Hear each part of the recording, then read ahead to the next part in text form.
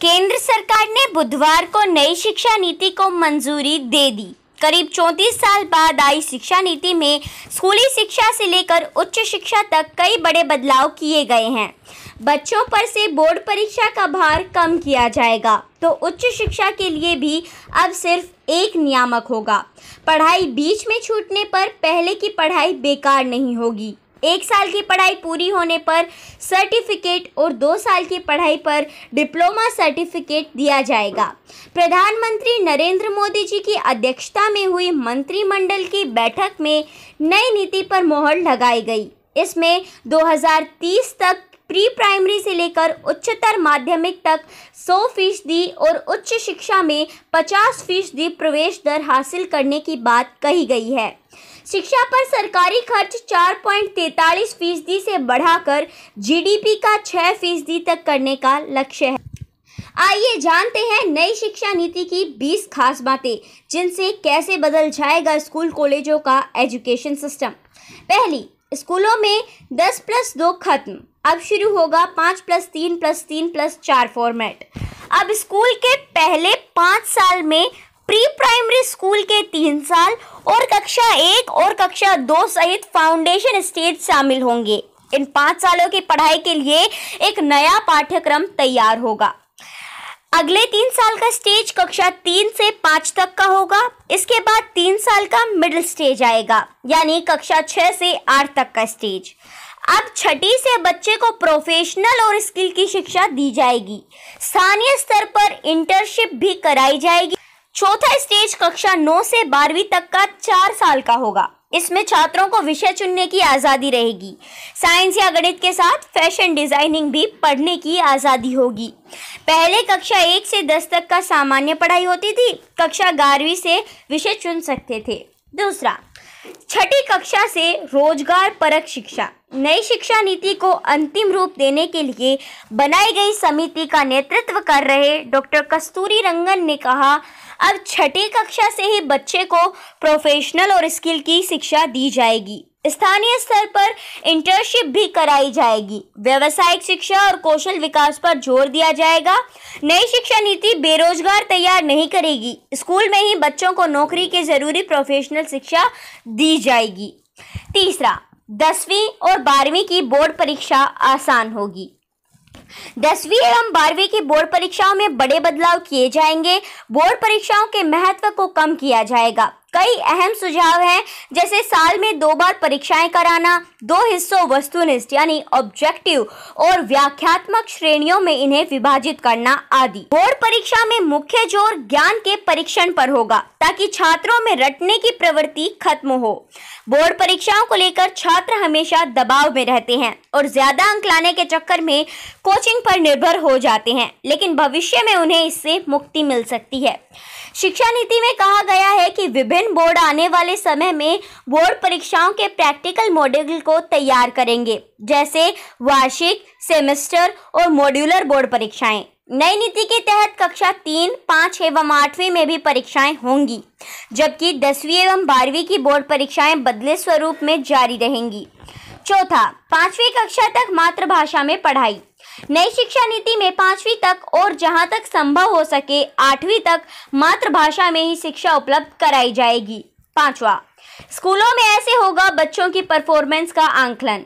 बच्चों की report card में बदलाव होगा। उनका 3 स्तर पर आंकलन किया जाएगा। एक स्वयं छात्र करेगा, दूसरा सहपाठी और तीसरा उनका शिक्षक। नेशनल असेसमेंट सेंटर परख बनाया जाएगा, जो बच्चों के सीखने की क्षमता का समय समय पर परीक्षण करेगा। 100% नामांकन के जरिए पढ़ाई छोड़ चुके करीब 2 करोड़ बच्चों को फिर दाखिला दिया जाएगा। छठा, ग्रेजुएशन में 3 से 4 साल की डिग्री, मल्टीपल एंट्री और एग्जिट सिस्टम। उच्च शिक्षा सचिव अमित खरे ने बताया कि नई नीति में मल्टीपल एंट्री और एग्जिट व्यवस्था लागू किया गया है। आज की व्यवस्था में अगर 4 साल इंजीनियरिंग पढ़ने या 6 सेमेस्टर पढ़ने के बाद किसी कारणवश आगे नहीं पढ़ पाते हैं तो कोई उपाय नहीं होता, लेकिन मल्टीपल एंट्री और एग्जिट सिस्टम के 1 साल के बाद सर्टिफिकेट और 2 साल के बाद डिप्लोमा और 3 से 4 साल के बाद डिग्री मिल जाएगी। यह छात्रों के हित में एक बड़ा फैसला है। 3 साल की डिग्री उन छात्रों के लिए है जिन्हें हायर एजुकेशन नहीं लेना है और शोध में नहीं जाना है। वहीं शोध में जाने वाले छात्रों को 4 साल की डिग्री करनी होगी। 4 साल की डिग्री करने के बाद स्टूडेंट्स 1 साल में एमए कर सकेंगे। नई शिक्षा नीति के मुताबिक यदि कोई छात्र इंजीनियरिंग कोर्स को 2 वर्ष में ही छोड़ देता है तो उसे डिप्लोमा प्रदान किया जाएगा। इससे इंजीनियरिंग छात्रों को बड़ी राहत मिलेगी। 5 साल का संयुक्त ग्रेजुएट मास्टर कोर्स लाया जाएगा। एमफिल को खत्म किया जाएगा और पोस्ट ग्रेजुएट कोर्स में 1 साल के बाद पढ़ाई छोड़ने का विकल्प होगा। नेशनल मेंटरिंग प्लान के जरिए शिक्षकों का उन्नयन किया जाएगा। 7वां, नई नीति में एमफिल खत्म।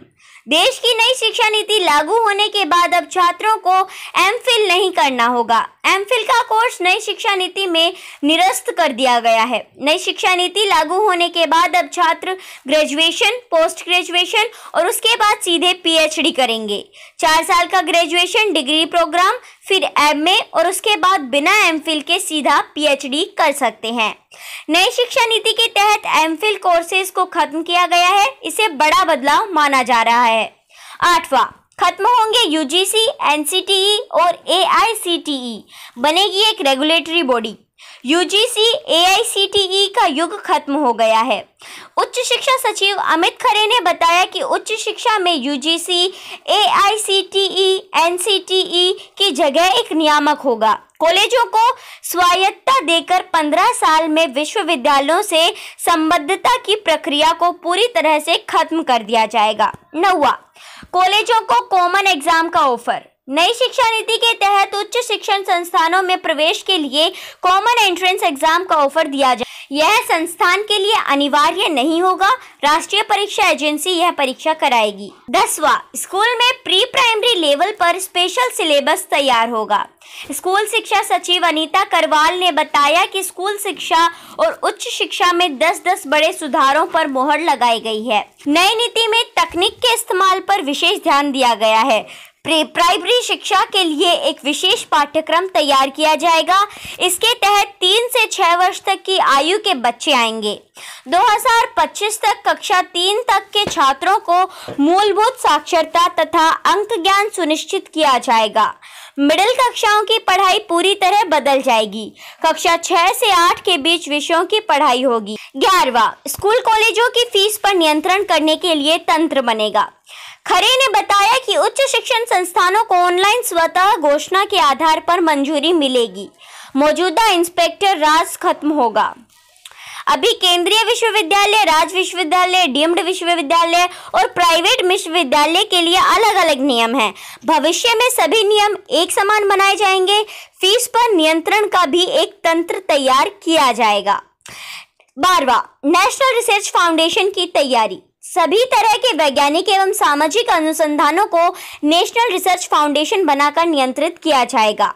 उच्च शिक्षण संस्थानों को बहुविषयक संस्थानों बदला जाएगा। 2030 तक हर जिले में या उसके आसपास एक उच्च शिक्षण संस्थान होगा।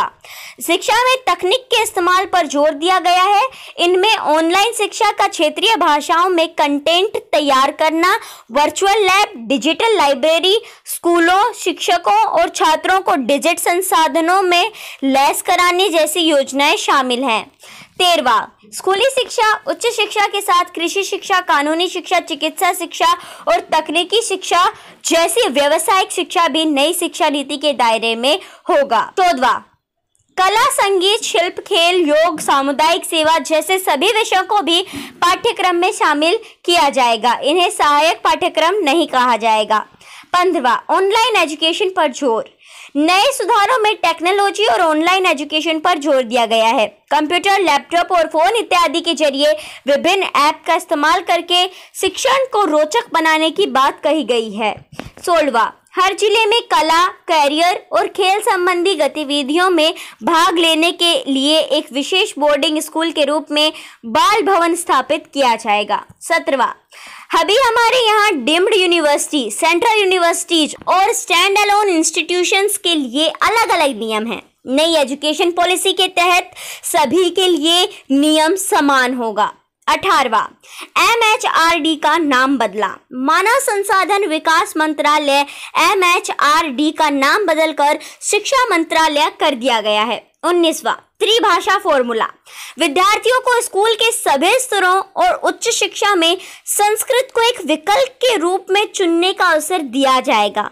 त्रिभाषा फॉर्मूला में यह विकल्प शामिल होगा। इसके मुताबिक किसी भी विद्यार्थी पर कोई भी भाषा नहीं थोपी जाएगी। भारत की अन्य पारंपरिक भाषाएं और साहित्य भी विकल्प के रूप में उपलब्ध होंगे। विद्यार्थियों को एक भारत श्रेष्ठ भारत पहल के तहत 6 से 8 ग्रेड के दौरान किसी समय भारत की भाषाओं पर एक आनंददायक परियोजना गतिविधि में भाग लेना होगा। कोरियाई, थाई, फ्रेंच, जर्मन, स्पेनिश, पुर्तगाली, रूसी भाषाओं को माध्यमिक स्तर पर पेश किया जाएगा। 20वां और आखिरी स्कॉलरशिप पोर्टल का विस्तार। SC, ST, OBC और ICDGS स्टूडेंट्स के लिए नेशनल स्कॉलरशिप पोर्टल को बढ़ाया जाएगा।